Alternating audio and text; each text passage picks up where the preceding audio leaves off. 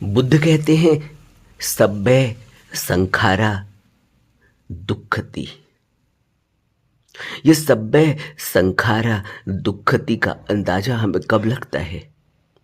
जब अहंकार टूटने लगता है, जब अहम भाव टूटने लगता है, जब मैं और मेरी टूटने लगती है, जब आइडेंटिटी का नाश होने लगता है, तब पता चलता है सब्बे संखारा दुक्खति। उससे पहले थोड़ी दुख लगता है। उससे पहले तो हम यही समझते हैं कि अपने दुख को हम दूर कर देंगे, कुछ पैसा कमा लेंगे तो हमारे दुख दूर हो जाएंगे, क्योंकि फिर हम पैसे से वस्तुओं को जोड़ सकते हैं, सुख सुविधा इकट्ठी कर सकते हैं।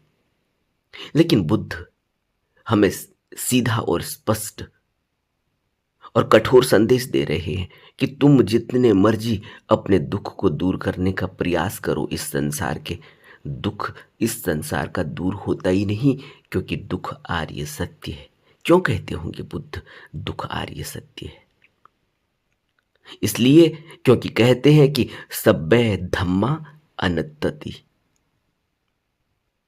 जितने भी धर्म हैं सब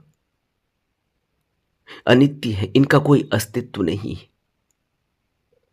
जो कुछ भी संस्कार बनते हैं, जो कुछ भी बनता है, वो सब अनित्य होते हैं। सब होते हैं फिर मिट जाते हैं, फिर होते हैं फिर मिट जाते हैं। सब्बे धम्मा अनत्तति, सब्बे संखारा दुक्खति। ये दुक्खति का अंदाजा तब होता है, ये दुक्खति का पता तब चलता है जब सारे प्रयास असफल हो जाते, असफल दिखते हैं, जब अहंकार टूटता है। इसीलिए तो जब कोई व्यक्ति का अहंकार टूटता है तो लोग उससे कहते हैं कि यह तो अब डिप्रेशन में चला गया। शुरू शुरू में जो आध्यात्म की तरफ बढ़ता है उसको भी लोग यही सोचते हैं कि शायद यह डिप्रेशन में चला गया, इसलिए यह अब चुप हो गया। बात ऐसी नहीं है। वैराग्य जब घटित होता है तब भी लोग यही समझते हैं कि इसको डिप्रेशन हो गया, इसलिए इससे घबराना नहीं चाहिए।